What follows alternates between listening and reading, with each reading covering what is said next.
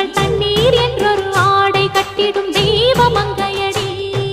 தையம் தீயம் தக்கு சீயம் தக்கு தையம் தீயம் தக்கு சீயம் தக்கு தையம் தீயம் தக்கு சீயம் தக்கு தையம் தீயம் தக்கு சீயம் தக்கு தை பொங்கல்